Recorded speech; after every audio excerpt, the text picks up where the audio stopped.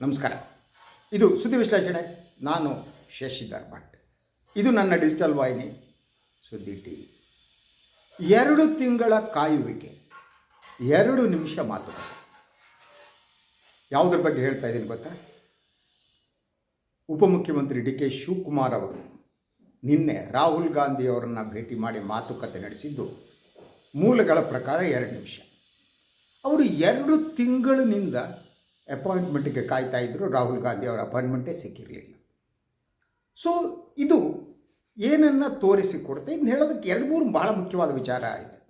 ಒಂದು, ವೋಟ್ ಚೋರಿಗೆ ಸಂಬಂಧಪಟ್ಟ ಹಾಗೆ ದೆಹಲಿಯ ರಾಮಲೀಲಾ ಮೈದಾನದಲ್ಲಿ ನಡೆದಂಥ ಒಂದು ಬೃಹತ್ ಪ್ರತಿಭಟನಾ ಸಮಾವೇಶ, ಅದರ ಜೊತೆಗೆ ಅಲ್ಲಿ ನಡೆದಂಥ ಔತಣಕೂಟ, ಮುಖ್ಯಮಂತ್ರಿ ಲೇಟಾಗಿ ತಲುಪಿದ್ದು, ಮಧ್ಯಾಹ್ನದ ಊಟವನ್ನು ಅವರು ತಪ್ಪಿಸಿಕೊಂಡಿದ್ದು, ಹಾಗೆಯೇ ಈ ರಾಮಲೀಲಾ ಮೈದಾನದಲ್ಲಿ ನಡೆದಂತಹ ಈ ಒಂದು ಬೃಹತ್ ಸಮಾವೇಶದಲ್ಲಿ ಉಪಮುಖ್ಯಮಂತ್ರಿ ಮತ್ತು ಮುಖ್ಯಮಂತ್ರಿ ಇಬ್ಬರಿಗೂ ಮಾತನಾಡುವ ಅವಕಾಶವನ್ನೇ ಕೊಟ್ಟಿರಲಿಲ್ಲ.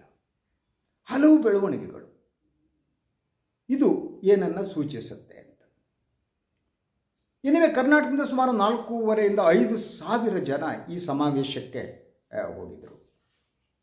ಕೆಲವರು ವ್ಯವಸ್ಥೆ ಅವರೇ ಮಾಡ್ಕೊಂಡಿದ್ರು, ಕೆಲವರಿಗೆ ವ್ಯವಸ್ಥೆ ಮಾಡಲಾಗಿತ್ತು.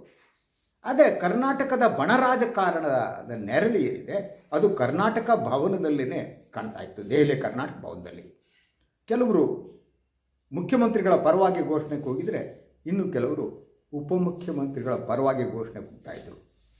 ಸಿದ್ದರಾಮಯ್ಯನವರ ಬೆಂಬಲಿಗರು ಸಿದ್ದರಾಮಯ್ಯನವರೇನೋ 5 ವರ್ಷ ಮುಖ್ಯಮಂತ್ರಿ ಅಂತ ಘೋಷಿಸ್ತಿದ್ರು.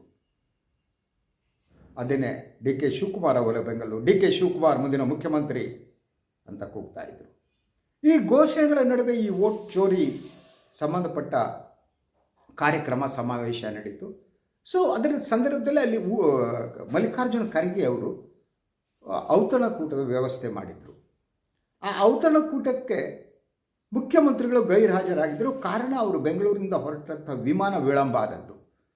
ಸೊ ಅವರು ದೆಹಲಿ ವಿಮಾನ ನಿಲ್ದಾಣದಲ್ಲಿ ಇಳಿಯುವಾಗಲೇ ಮಧ್ಯಾಹ್ನ ಸುಮಾರು 1.5 ಗಂಟೆ ಆಗಿತ್ತು. ಅಲ್ಲಿಂದ ಅವರು ಕರ್ನಾಟಕ ಭವನಕ್ಕೆ ಬರೋ ಹೊತ್ತಿಗೆ 2 ಗಂಟೆ. ಅಷ್ಟು ಹೊತ್ತಿಗೆ ಡಿ ಕೆ ಶಿವಕುಮಾರ್ ಅವರು ಈ ಒಂದು ಔತಣಕೂಟದಲ್ಲಿ ಹಾಜರಿದ್ದರು. ನೀವು ಫೋಟೋಗಳಲ್ಲಿ ನೋಡ್ಬೋದು, ಡಿ ಕೆ ಶಿವಕುಮಾರ್ ನಿಂತಿದ್ದಾರೆ, ಉಳಿದ ಕಾಂಗ್ರೆಸ್ ನಾಯಕರುಗಳೆಲ್ಲ ಕೂತಿದ್ದಾರೆ, ಇವರು ನಿಂತು ಮಾತನಾಡ್ತಾ ಇದ್ದಾರೆ. ಸೊ ಇದಾದ ಮೇಲೆ ಸುದ್ದಿಗಳು ಬರೋದು ಪ್ರಾರಂಭ ಆಯಿತು. ಮೊದಲು ಒಂದು ವಾಹಿನಿ ಸುದ್ದಿಯನ್ನು ಪ್ರಸಾರ ಮಾಡಿತು. ನಂಬರ್ 1 ನಂಬರ್ 2 ಗೊತ್ತಿಲ್ಲ ನನಗೆ, ನ್ಯೂಸ್ ಚಾನಲ್. ಅದೇನು ಅಂತಂದರೆ, ಡಿ ಕೆ ಶಿವಕುಮಾರ್ ಅವರು ಸೋನಿಯಾ ಗಾಂಧಿಯವರ ಜೊತೆ 2 ನಿಮಿಷ ಮಾತನಾಡಿದ್ರು ಅನ್ನುವ ಸುದ್ದಿ ಮಾಧ್ಯಮಗಳಲ್ಲಿ ಹೊರಬಂತು. 2 ನಿಮಿಷ ಕರ್ನಾಟಕದ ವಿಚಾರವನ್ನು ಅವರು ಚರ್ಚೆ ನಡೆಸಿದ್ರು ಅನ್ನೋದು ಮೊದಲ ಸುದ್ದಿಯಾಗಿತ್ತು. ಇದಾದ ಮೇಲೆ ನಂತರ ಈ ಸುದ್ದಿ ಬದಲಾಯಿತು. ರಾಹುಲ್ ಗಾಂಧಿಯವರ ಜೊತೆ ಸೋನಿಯಾ ಗಾಂಧಿಯವರು 2 ನಿಮಿಷ ಶಿವಕುಮಾರ್ ಅವರು 2 ನಿಮಿಷ ಮಾತನಾಡಿದ್ರು ಅನ್ನುವ ಸುದ್ದಿ ಬಂತು. ಸೊ ಪ್ರಶ್ನೆ ಇದ್ದಿದ್ದು, ಸೋನಿಯಾ ಗಾಂಧಿಯವರ ಜೊತೆ ಡಿ ಕೆ ಅವರು 2 ನಿಮಿಷ ಮಾತಾಡಿದ್ರೆ, ರಾಹುಲ್ ಗಾಂಧಿಯವರ ಜೊತೆ 2 ನಿಮಿಷ ಮಾತಾಡಿದ್ರೆ, ಅಥವಾ ಇಬ್ಬರ ಜೊತೆಗೂ 2 ನಿಮಿಷ ಅವರು ಮಾತನಾಡ್ತಾರೆ. ಮಾತುಕತೆ ಏನು? ಇದಕ್ಕಿಂತ ನಾನು ಬಹಳ ಮುಖ್ಯವಾದ ಒಂದು ಪ್ರಶ್ನೆ ಅಂತ ಅಂದರೆ, ಇಷ್ಟು ಕಾಲದಿಂದ ಉಲ್ಬಣಗೊಂಡಿರುವ ಕಾಂಗ್ರೆಸ್ ಪಕ್ಷದ ಈ ಒಂದು ಭಿನ್ನಮತೀಯ ರೋಗಕ್ಕೆ ಕೇವಲ 2 ನಿಮಿಷ ಮಾತುಕತೆ ಸಾಕಾ?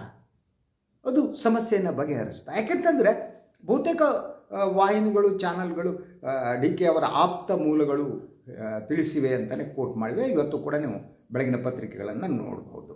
ಸೊ ಆಪ್ತ ಮೂಲಗಳ ಪ್ರಕಾರ ಈಗ ರಾಹುಲ್ ಗಾಂಧಿ ಅವರ ಜೊತೆ 2 ನಿಮಿಷ ಮಾತುಕತೆ ನಡೆಸಿದ್ರು ಅಂತ. ಸೋನಿಯಾ ಗಾಂಧಿ ಅವ್ರ ಜೊತೆ ಅವ್ರು ಎಷ್ಟು ನಿಮಿಷ ಮಾತುಕತೆ ಆಡಿದ್ರು ಅದು 2 ನಿಮಿಷ ಅನ್ನೋದು ಕ್ಲಾರಿಫಿಕೇಶನ್ ಅಥವಾ ಕ್ಲಾರಿಟಿ ಈ ವರದಿಯಲ್ಲಿಲ್ಲ. ಸೊ ಆದ್ದರಿಂದ ರಾಜಕಾರಣದಲ್ಲಿ ಇಂಥದ್ದೆಲ್ಲ ಇರ್ತವೆ. ಯಾರ್ಯಾರು ಬೇಕೋ ಅವರು ಸುದ್ದಿಗಳನ್ನು ಕೊಡ್ತಾ ಇರ್ತಾರೆ. ಅದು ಇಟ್ ವಿಲ್ ಕ್ರಿಯೇಟ್, ಅಂದರೆ ತಮ್ಮ ಪರವಾದ ವಾತಾವರಣವನ್ನು ಸೃಷ್ಟಿ ಮಾಡೋದಕ್ಕೆ ಈ ಸುದ್ದಿಗಳನ್ನು ಹಾಕ್ತಾ ಇರ್ತಾರೆ. ಸಿದ್ದರಾಮಯ್ಯನವ್ರ ಕಡೆಯವರು ಹಾಗೆ ಮಾಡ್ತಾರೆ, ಡಿ ಕೆ ಶಿವಕುಮಾರ್ ಕಡೆಯವರು ಹಾಗೆ ಮಾಡ್ತಾರೆ. ಯಾವಾಗ ಅವಕಾಶ ಸಿಗುತ್ತೋ ತಮ್ಮ ಪರವಾದ ಒಂದು ಸುದ್ದಿಯನ್ನು ಹರಿದು ಬಿಡ್ತಾರೆ. ಅದರಲ್ಲಿ ಕೆಲವು ಸತ್ಯ ಇರುತ್ತೆ, ಕೆಲವು ಸತ್ಯ ಇರಲ್ಲ, ಕೆಲವು 100% ಸತ್ಯ ಇರಲ್ಲ, ಕೆಲವು 50% ಸತ್ಯ ಇರುತ್ತೆ. ಸೊ 2 ನಿಮಿಷಗಳ ಕಾಲ ನನ್ನ ಪ್ರಶ್ನೆ ಇರೋದು, 2 ನಿಮಿಷಗಳ ಕಾಲ ಏನು ಮಾತುಕತೆ ನಡೆಸಿರ್ಬೋದು? ಅದೇನು ಡಿ ಕೆ ಶಿವಕುಮಾರ್ ಅವರ ಆಪ್ತರ ಪ್ರಕಾರ 2 ನಿಮಿಷ ಮಾತುಕತೆಯಲ್ಲಿ ಅವರು ಹೇಳಿದ್ದು, ಆದಷ್ಟು ಬೇಗ ಕರ್ನಾಟಕದ ಸಮಸ್ಯೆಯನ್ನು ನಾವು ಬಗೆಹರಿಸ್ತೀವಿ ಅಂತ ರಾಹುಲ್ ಗಾಂಧಿಯವರು ಎಶ್ಯೂರೆನ್ಸ್ ಕೊಟ್ಟರು ಡಿ ಕೆ ಶಿವಕುಮಾರ್ ಅವರಿಗೆ ಅಂತ. ಸೊ ಯೂಶ್ವಲಿ 2 ನಿಮಿಷಗಳ ಕಾಲ ನೀವು ಏನನ್ನು ಮಾತನಾಡೋಕ್ಕೆ ಸಾಧ್ಯ. ಅಷ್ಟು ಸರಳವಾದದ್ದ ಈ ಸಮಸ್ಯೆ. ಈ ಅಧಿಕಾರ ಹಸ್ತಾಂತರ ಅನ್ನೋದು ಕೇವಲ 2 ನಿಮಿಷದಿಂದ ಸಾಧ್ಯನ. ಯಾಕೆಂದರೆ ಇದು ಆದಮೇಲೆ ಈ ಮಾತುಕತೆ ಆಯಿತು 2 ನಿಮಿಷ ಅನ್ನೋದ್ಮೇಲೆ ಡಿ ಕೆ ಶಿವಕುಮಾರ್ ಅವರು ನೇರವಾಗಿ ಹೋದ್ದು ಕರ್ನಾಟಕದ ಕಾಂಗ್ರೆಸ್ ಉಸ್ತುವಾರಿ ಸುರ್ಜೇವಾಲಾ ಅವರ ಮನೆಗೆ. ಅಲ್ಲಿ ಸುದೀರ್ಘವಾದ ಚರ್ಚೆ ಅವರು ನಡೆಸಿದ್ದಾರೆ. ಅಂದರೆ ರಾಹುಲ್ ಗಾಂಧಿಯವರು ಹೋಗಿ ಸುರ್ಜೇವಾಲಾ ಅವ್ರನ್ನ ನೋಡಿ ಅಂತ ಸೂಚನೆ ಕೊಟ್ಟಿರ್ಬೋದಾ, ಅಥವಾ ಇವರಾಗೇನೆ ಹೋಗಿ ಭೇಟಿ ಮಾಡಿಬಿಡೋದು. ಎರಡೂ ಸಾಧ್ಯತೆಗಳಿರ್ತವೆ ರಾಜಕಾರಣದಲ್ಲಿ, ಹೀಗೆ ಅಂತ ಹೇಳೋಕ್ಕಾಗಲ್ಲ. ಸೊ ಅದರಿಂದ ಅಂದರೆ ನಿನ್ನೆನೇ ಈ ಒಂದು ಸಭೆ ಮೀಟಿಂಗ್ ಏನಿದೆ ಅದು ಏನನ್ನು ಸೂಚಿಸುತ್ತೆ ಅನ್ನೋದು ನಾನು ಭಾಳ ಮುಖ್ಯವಾದದ್ದು. ಅದರಿಂದ ಈ ಪಕ್ಷ ನಿಷ್ಠೆ ಇತ್ಯಾದಿ ವಿಚಾರಗಳು ಖರ್ಗೆ ಅವರಿಗೆ ಸಂಬಂಧಪಟ್ಟ ಹಾಗೆ, ಖರ್ಗೆ ಅವರ ಮಗನಿಗೆ ಆಪರೇಷನ್ ಆಯ್ತಂತೆ 8 ಗಂಟೆಗಳ ಕಾಲ. ಅವರು ಹೋಗಿ ನೋಡಬೇಕಾಗಿತ್ತು. ಆದರೆ ಅವರು ಮಲ್ಲಿಕಾರ್ಜುನ್ ಖರ್ಗೆ ಅವರು ಪಕ್ಷ ನಿಷ್ಠರು ಅಂತ, ಅವರು ನೆಹರು ಕುಟುಂಬದ ನಿಷ್ಠರು, ಕಾಂಗ್ರೆಸ್ ಪಕ್ಷದ ನಿಷ್ಠರು. ಅವ್ರು ಹೋಗಬೇಕಾದರೂ ಕೂಡ ಬಿಕಾಸ್ ಆಫ್ ಇದು ಭಾಳ ಮಹತ್ವದ ಸಮಾವೇಶ ಆಗಿರೋದರಿಂದ ಖರ್ಗೆ ಅವರು ಮಗನನ್ನು ನೋಡೋದಕ್ಕೆ ಹೋಗಿಲ್ಲ. ಅವರ ಹೆಂಡತಿ ಮತ್ತು ಉಳಿದ ಕುಟುಂಬದವರಿಗೆ ಹೇಳಿದ್ರಂತೆ, ನೀವು ಹೋಗಿ ನೋಡ್ಕೋತಾ ಇರಿ ಮಗನ ಅಂತ. ಏನೋ 8 ತಾಸು ಆಪ್ರೇಷನ್, ಈ ಸಫರಿಂಗ್ ಸಮ್ ಸೀರಿಯಸ್ ಇದು. ಅವ್ರು ಹೋಗಿಲ್ಲ. ಸೊ ಅವ್ರದ್ದು ಪಕ್ಷನಿಷ್ಠೆ ಒಂದನೇ ಥಿಂಗ್. ಎರಡನೇದು, ಸೊ ಸಿದ್ದರಾಮಯ್ಯನವರು ಲೇಟಾಗಿ ಬಂದದ್ದು, that is a second thing. ನನಗೆ ಅನಿಸುವಾಗ ಅವರು ಬೆಳಗ್ಗೆ ಬೇಗ ಫ್ಲೈಟಿಗಾರು ಹೊರಡಬೇಕಾಗಿತ್ತು ಅಲ್ವಾ. ಸೊ ಮಹತ್ವದ್ದು ಔತಣಕೂಟವನ್ನು ತಪ್ಪಿಸ್ಕೊಂಡಿದ್ದು.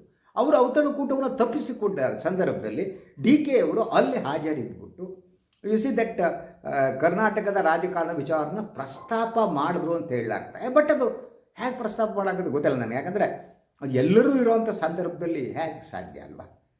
ಎಲ್ಲರೂ ಇರಬೇಕಾದ್ರೆ ನೀವು ಇನ್ನು ಚರ್ಚೆ ಮಾಡೋಕ್ಕಾಗಲ್ಲ. ನಮ್ಮನ್ನೇನು ಮಾಡ್ತೀರಿ, ಏನೋ ಒಂದು ಕೇಳ್ಬೇಕು, ಹೇಗಿದ್ದೀರಿ, ಚೆನ್ನಾಗಿದ್ದೀರಾ, ಎಸ್ ಫೈನ್ ಸರ್, ನಮ್ಮ ಕರ್ನಾಟಕದ ಸರ್, ಯಾವ ಲುಕ್ ಇಟ್ಟು ಇಟ್ಟು ಇದು ಭಾಳ ಸರಳವಾಗಿ ಚರ್ಚೆ ನಡೆದಿರುವ ಸಾಧ್ಯತೆ ಕಡಿಮೆ. ಸೊ ಚರ್ಚೆ ಅವ್ರು ನಡೆಸಿದ್ರು ಅಂತ ಅನ್ನಿಸಲ್ಲ ನನಗೆ. ಯಾಕೆಂದರೆ ಚರ್ಚೆ ನಡೆಸೋಕ್ಕೆ 2 ನಿಮಿಷ ಸಾಕಾಗಲ್ಲ. ಇದು ಆದಮೇಲೆ ನನಗೆ ಸೊ ಇಡೀ ಆ ಸಭೆಯಲ್ಲಿ ಕರ್ನಾಟಕದ ಮುಖ್ಯಮಂತ್ರಿ ಮತ್ತು ಉಪಮುಖ್ಯಮಂತ್ರಿಗಳಿಗೆ ಮಾತನಾಡುವಕ್ಕೆ ಯಾವಕ್ಕೆ ಅವಕಾಶ ಕೊಟ್ಟಿಲ್ಲ. It is a big question. ಯಾಕಂದರೆ ಒಂದು, ಈ ವೋಟ್ ಚೋರಿ ಏನಿದೆ ಅದು ಆಳಂದದಲ್ಲಿ ಹಾಗೆ ಅದು ನಮ್ಮ ಪೊಲೀಸರು ಅದರ ಬಗ್ಗೆ ಚಾರ್ಜ್ ಶೀಟ್ ಹಾಕುವಂತಕ್ಕೆ ಹೋಗಿದೆ, SIT ತನಿಖೆ ಮಾಡಿ. ಹಾಗಿರ್ಬೇಕಾದ್ರೆ ಕರ್ನಾಟಕದಲ್ಲಿ ಅಲ್ಲಿ ಮಾತನಾಡಬೇಕಾಗಿತ್ತಲ್ವ. ಅಲ್ಲಾಗಿದ್ದ ಸಮಸ್ಯೆ ಏನು? ಕರ್ನಾಟಕದಲ್ಲಾದ ವೋಟ್ ಚೋರಿ ಆಳಂದದಲ್ಲಿ ಮತ್ತು ಬೆಂಗಳೂರು ಸೆಂಟ್ರಲ್ ಆಯಿತು. ನಾವು ಅದ್ರ ಬಗ್ಗೆ ಮಾತನಾಡೋದಕ್ಕೆ ಕರ್ನಾಟಕದ ಮುಖ್ಯಮಂತ್ರಿನೂ ಉಪಮುಖ್ಯಮಂತ್ರಿಗಳನ್ನು ಮಾತಾಡಬೇಕಿತ್ತು. ಇಬ್ಬರನ್ನು ಯಾಕೆ ಕಾಂಗ್ರೆಸ್ ಹೈಕಮಾಂಡ್ ಹೊರಗೆ ಇಡ್ತು, ಮಾತಾಡೋಕ್ಕೆ ಅವಕಾಶ ಕೊಟ್ಟಿಲ್ಲ? ಇಟ್ಸ್ ಎ ಬಿಗ್ ಕ್ವೆಶ್ಚನ್ ಅಲ್ವಾ. ಮುಖ್ಯಮಂತ್ರಿಗಾದರೂ ಅವಕಾಶ ಕೊಡಬೇಕಾಗಿತ್ತಲ್ವಾ. ಕರ್ನಾಟಕದ ಮುಖ್ಯಮಂತ್ರಿಗೆ ಅವಕಾಶ, ಉಳಿದವರಿಗೆ ಎಲ್ಲರಿಗೂ ಅವಕಾಶ ಕೊಟ್ಟು ಇವರಿಗೆ ಒಂದು ಅವಕಾಶ ಕೊಟ್ಟಿಲ್ಲ ಅನ್ನೋದೇನಾದರೂ ಇದು ಸಂದೇಶನ ಕರ್ನಾಟಕದ ರಾಜಕಾರಣದ ಬಗ್ಗೆ ನಮಗೆ ಬೇಸರ ಇದೆ ಅನ್ನೋ ಸಂದೇಶವನ್ನು ಕೊಟ್ಟರ ಹೈಕಮಾಂಡ್ನವರು? ನೀವು ನಿತ್ಯ ಜಗಳಾಡ್ಕೊತಾ ಕೂತಿರ್ತೀರಿ, ಕೂತ್ಕೊಳ್ಳಿ, ನಿಮ್ಮ ವಿಚಾರಣೆ ಬೇಡ, ನಿಮ್ಮ ಭಾಷಣ ಮಾಡೋದು ಬೇಡ, ಏನು ಬೇಡ, ವಾಪಸ್ ಹೋಗಿ ಬೆಂಗಳೂರಿಗೆ ಅಂತಿದ್ದಿರ್ಬೋದಾ? That is the thing. ಇದು ಬಹಳ ಮುಖ್ಯವಾದ ಪ್ರಶ್ನೆ ಅಂತ ನನಗೆ ಅನಿಸುತ್ತೆ. ಸೊ ಆದ್ದರಿಂದ high command is not taking it seriously. 2 ನಿಮಿಷಗಳ ಮಾತುಕತೆ ಅನ್ನೋದೇನೆ that is it's an indication ಅಂತ. 2 ತಿಂಗಳು ಕಾದು 2 ನಿಮಿಷ ಮಾತುಕತೆಗೆ ಅವಕಾಶ ಸಿಕ್ತು ಅನ್ನೋದು ಇದೆಯಲ್ಲ, ಕರ್ನಾಟಕ ಉಪಮುಖ್ಯಮಂತ್ರಿಗಳು ಏನಿವೆ. ಸೊ ರಾಹುಲ್ ಗಾಂಧಿ ಇದಕ್ಕೂ ಮೀರಿದ ಒಂದು ವ್ಯವಸ್ಥೆ ಮಾಡಿ ಮಾತಾಡಿ ಏನಾದರೂ ಮಾಡಬೇಕಾಗಿತ್ತು ಅಂತ ಅನಿಸೋದು ಭಾಳ ಸಹಜವಾದ್ದು. ವಾಟ್ ಇಟ್ ಶೋಸ್, ಇದು ಈ ಸಮಸ್ಯೆ ಇನ್ನಷ್ಟು ಡ್ರ್ಯಾಗ್ ಆಗೋದನ್ನು ತೋರಿಸುತ್ತೆ. ಭಾಳಷ್ಟು ಸಂದರ್ಭದಲ್ಲಿ ಕಾಂಗ್ರೆಸ್ನಲ್ಲೇ ಒಬ್ಬ ನಾಯಕರಿದ್ದರು, ಪ್ರಧಾನಿಯಾಗಿದ್ದವರು PV ನರಸಿಂಹರಾವ್. ಅವ್ರು ಏನನ್ನು ನಂಬಿದ್ರು ಗೊತ್ತಾ? ಭಾಳ ಕ್ಲಾಸಿಕ್ ಆದವರು. ಅವರು ಸಮಸ್ಯೆಯನ್ನು ಸಮಸ್ಯೆಯಾಗಿ ಬಿಟ್ಬಿಡಬೇಕು, ಕಾಲವೇ ಅದಕ್ಕೆ ಪರಿಹಾರ ಸೂಚಿಸುತ್ತೆ ಅಂತ. ಅವ್ರು ಯಾವುದೇ ಸಮಸ್ಯೆಯನ್ನು ಬಗೆಹರಿಸ್ತಿರಲಿಲ್ಲ PV ನರಸಿಂಹರಾವ್. ಸಮಸ್ಯೆ ಬಿಟ್ಬಿಡ್ಬೇಕು. ಯಾಕೆಂದರೆ ಸಮಸ್ಯೆ ಹೇಗೆ ಹುಟ್ಟುತ್ತೋ ಪರಿಹಾರವೂ ಹಾಗೆ ಹುಟ್ಟುತ್ತೆ ತನ್ನಿಂತಾನೆ. ವಿಲ್ ಹ್ಯಾವ್ ಟು ವೇಟ್ ಅಂತ ನಂಬ್ತಿದ್ದು. ಇದು ಎಷ್ಟರ ಮಟ್ಟಿಗೆ ಸರಿ ಈ ಫಿಲಾಸಫಿ ಅನ್ನೋದು ಬೇರೆ. ಭಾಳಷ್ಟು ಜನ ಹಾಗೇನೆ ಅಂದ್ಕೋತಾರೆ, ಸಮಸ್ಯೆಯನ್ನು ಸಮಸ್ಯೆಯಾಗಿ ಬಿಟ್ಬಿಟ್ರೆ ಸಮಸ್ಯೆಗೆ ತನ್ನಂತಾನೇ ಪರಿಹಾರ ಬರುತ್ತೆ ಅಂತ. ಸೊ ಕಾಂಗ್ರೆಸ್ ಹೈಕಮಾಂಡ್ ಹಾಗೆ ನಂಬಿರ್ಬೋದಾ? ಅಥವಾ ಇದನ್ನು ಏನೂ ಮಾಡಲಾಗದ ಒಂದು ಅಸಹಾಯಕತೆ ಕಾಂಗ್ರೆಸ್ ಹೈಕಮಾಂಡಲ್ಲಿ ಇರಬೇಕಲ್ವ? ನಿಜವಾಗಿ ಅಧಿಕಾರ ಹಂಚಿಕೆಯ ಸೂತ್ರ ಅನ್ನೋದಿದ್ದರೆ ಅದನ್ನು ಇಂಪ್ಲಿಮೆಂಟ್ ಮಾಡುವ ಹಾಗಿದ್ದರೆ ಕಾಂಗ್ರೆಸ್ ಹೈಕಮಾಂಡ್ ಇಷ್ಟೊತ್ತಿಗೆ ಮಾಡ್ತಾಯಿತ್ತು. ಅದು ಮಾಡಿಲ್ಲ ಅಂದರೆ ಅದು ಇಂಪ್ಲಿಮೆಂಟ್ ಮಾಡುವ ಸ್ಥಿತಿಯಲ್ಲಿ ಕಾಂಗ್ರೆಸ್ ಹೈಕಮಾಂಡ್ ಇಲ್ಲ ಅನ್ನೋದೇ ಈ ಡಿಲೇ ಕಾರಣ ಇರಬೇಕಲ್ವ. ಅಂದರೆ ಕಾಂಗ್ರೆಸ್ ಹೈಕಮಾಂಡ್ ಒಂದು ರೀತಿಯಲ್ಲಿ ಅಡಗತ್ತರಿಯಲ್ಲಿ ಸಿಕ್ಕಂತೆ ಆಗಿದೆ ಅನ್ನೋದು. ಒಂದು ಕೊಟ್ಟ ಮಾತು ಉಳಿಸ್ಕೋಬೇಕು ಅಂತಂದರೆ ಆ ಮಾತಿನ ಪರಿಣಾಮಗಳೇನಾಗುತ್ತೆ, ಸಿದ್ದರಾಮಯ್ಯನವರು ಬದಲಾವಣೆ ಮಾಡಿದ ಪರಿಣಾಮ ಏನಾಗುತ್ತೆ ಅನ್ನೋದು ಕೂಡ most probably Congress high command is thinking seriously. That is one thing. ಆದ್ದರಿಂದ ತಾವು ಕೊಟ್ಟ ಮಾತನ್ನು ಇಂಪ್ಲಿಮೆಂಟ್ ಮಾಡೋದಕ್ಕೆ ಆಗದಿರುವ ಸ್ಥಿತಿ, ಆ ಅಸಹಾಯಕತೆಯಿಂದಾಗಿ Congress high command dragging the things ಅಂತ ಅದು ಹೇಳ್ತಾ ಇದೆಯಾ ಅಂತ ಅನಿಸುತ್ತೆ. ಹಾಗೆ ಇದನ್ನೆಲ್ಲ ಗಮನಿಸಿದರೆ ಜನವರಿ 5ಕ್ಕೆ 6ಕ್ಕೆ 8ಕ್ಕೆ 9ಕ್ಕೆ ಅಂತ ಈ DK ಕಡೆಯವರು ಹೇಳ್ತಾರಲ್ಲ, ಅದು ಆಗುವ ಚಾನ್ಸಸ್ ಸ್ವಲ್ಪ ಕಡಿಮೆನಾ ಅಂತ. ಯಾಕಂದರೆ ಜನವರಿಯಲ್ಲಿ ಅದು ಆಗುವ ಲಕ್ಷಣಗಳು ಈಗ ಸದ್ಯ ಕಾಣ್ತಾ ಇಲ್ಲ. ಹಾಗಿದ್ದರೆ ಇನ್ನು ಸೀರಿಯಸ್ ಆದ ನೆಗೋಷಿಯೇಷನ್ ಸ್ಟಾರ್ಟ್ ಆಗಬೇಕಾಗಿತ್ತು ಅಂತ. ಅದು ಈಗ ಡೆಲ್ಲಿ ಹೋದ ಸಂದರ್ಭದಲ್ಲಿ ಒಂದು ದಿವಸಗಿರಿ ಅಂತ ಮುಖ್ಯಮಂತ್ರಿಗಳ ಹತ್ರ ಹೇಳಿ ಅಥವಾ ಇವರಿಗೆ ಹೇಳಿ ಅವ್ರ ಹತ್ರ ಮಾತುಕತೆ ನಡೆಸಿ, ಅಂದರೆ ಈ ಅಧಿಕಾರ ಹಂಚಿಕೆ ನಡೆಯೋದಿದ್ರೆ ಅಲ್ಲಿ ಅದಕ್ಕೊಂದು ಮೂಮೆಂಟ್ ಅನ್ನೋದು ಭಾಳ ಮುಖ್ಯವಾದ. ಆ ಮೂಮೆಂಟ್ ಕಾಣದೇ ಇದ್ದರೆ ಅದು ಭಾಳ ಡಿಫ್ರೆಂಟ್ ಅಂತ ಅನಿಸುತ್ತೆ. ಸೊ ಆ ಮೂಮೆಂಟ್ ಕಾಣ್ತಾ ಇಲ್ಲ. ಅದರಿಂದ ಒಟ್ಟಾರೆಯಾಗಿ ನಿನ್ನೆನ ಈ ಬೆಳವಣಿಗೆ ಇದೆಯಲ್ಲ, 2 ನಿಮಿಷಕ್ಕೆ ಪರಿಹಾರ ಸಿಕ್ಕಿತು ಅನ್ನೋದಾಗಲಿ, ಅದರ ಜೊತೆಗೆ ಭಾಳಷ್ಟು ವಿಶ್ಲೇಷಕರುಗಳು ಆಯಿತು ಏನೋ ಅದಕ್ಕೊಂದು ಮಾತು ಯಾವುದೋ ಒಂದು ಚಾನಲ್ ನೋಡಿದೆ, DK ಅವರಿಗೆ ಲಡ್ಡು ಸಿಕ್ತು, ಮೈಸೂರು ಪಾಕ್ ಸಿಕ್ತು ಅಂತ ಯಾವುದೋ ಚಾನಲ್ ಅವ್ರು ಹೇಳ್ತಿದ್ರು. ಇದು ಲಡ್ಡು ಮೈಸೂರು ಪಾಕ್ ಸಿಗೋದಿಲ್ಲ, ಹಂಗೆ ಸಿಗಲ್ಲ ಅದು ಅಲ್ವಾ. ಅದಕ್ಕೆ ಸೀರಿಯಸ್ ಆ moment. Politics is such a thing. ಇವತ್ತು ಏನಾಗಿದೆ, ಮನಸ್ಸಿಗೆ ಬಂದಂಗೆ ಎಲ್ಲರೂ ಬಂದು ಪೊಲಿಟಿಕಲ್ ವಿಶ್ಲೇಷಣೆ ಮಾಡೋರೇ ಆಗೋಗ್ಬಿಟ್ಟಿದ್ದಾರೆ. ಅವರಿಗೆ ಒಂದು ಎನಾಲಿಟಿಕಲ್ ಬೆಂಟ್ ಆಫ್ ಮೈಂಡು ಇರಲ್ಲ, ಸಬ್ಜೆಕ್ಟು ಇರಲ್ಲ, ಸುಮ್ಮನೆ ಕೂತ್ಕೊಳ್ಳೋದು ಆಹು. ನಾನಂತೂ ನೋಡ್ತಿರ್ತೀನಿ ಅಷ್ಟೇ. ಒಂದು ಕಾಮನ್ ಸೆನ್ಸ್ ಅನ್ನೋದು ಕೂಡ ರಾಜಕಾರಣದ ವಿಶ್ಲೇಷಣೆಯಲ್ಲಿ ಇಲ್ಲ. ಆದ್ದರಿಂದ 2 ನಿಮಿಷದಲ್ಲಿ ಸಮಸ್ಯೆ ಬಗೆಹರಿಸೋಕ್ಕೆ ಸಾಧ್ಯ ಇಲ್ಲ. ಆದರೆ ಒಂದು ಥಿಂಗ್ ಆಯಿತು, ಆದಷ್ಟು ಬೇಗ ಬಗೆಹರಿಸ್ತೀನಿ ಅಂತ ಅಂದವರು ಮತ್ತೆ ಕರೆದು ಅವ್ರ ಹತ್ರ ಚರ್ಚೆ ಮಾಡಿ ಬಗೆಹರಿಸ್ತಾರಾ ಅನ್ನೋದಷ್ಟೇ. ಅದ್ರ ಜೊತೆಗೆ 2 ತಿಂಗಳ ನಂತರ 2 ನಿಮಿಷ ಸಿಗ್ತಲ್ಲ ಅಂತ ಈ ಕಾಂಗ್ರೆಸ್ ಹಣೆ ಬರ ಅಷ್ಟೇ ಪಾಪ ಹಾಗೆ ಅಂದ್ಕೊಳ್ಬೇಕಾದ ಸ್ಥಿತಿ ನಿರ್ಮಾಣ ಆಗಿದೆ. ನೆಕ್ಸ್ಟ್ ವಾಟ್ ವಿಲ್ ಹ್ಯಾಪನ್, ಏನಾಯಿತು ಅನ್ನೋದನ್ನು ಆದಾಗ ತಮಗೆ ತಲುಪಿಸ್ತೀನಿ. ಇದು ಇವತ್ತಿನ ಸುದ್ದಿ ವಿಶ್ಲೇಷಣೆ. ಇನ್ನೊಂದು ವಿಚಾರದಾಗ ಮತ್ತೆ ಬರ್ತೀನಿ. ನನ್ನ ಮೈಂಡ್ ಲೈಕ್ ಮಾಡಿ, ಸಬ್ಸ್ಕ್ರೈಬ್ ಮಾಡಿ, ಬೆಲ್ ಐಕಾನ್ ಪ್ರೆಸ್ ಮಾಡೋದಕ್ಕೆ ಮರಿಬೇಡಿ. ಹಾಗೆಯೇ ಸಾಧ್ಯ ಆದರೆ ಸಹಾಯ ಮಾಡಿ ಸ್ವತಂತ್ರ ಪತ್ರಿಕೋದ್ಯಮಿನ ಉಳಿಸಿ ನನ್ನನ್ನು ಆಶೀರ್ವದಿಸಿ. ನಿಮ್ಮ ಬೆಂಬಲ ನನಗೆ ಶ್ರೀರಕ್ಷೆ. ನಮಸ್ಕಾರ.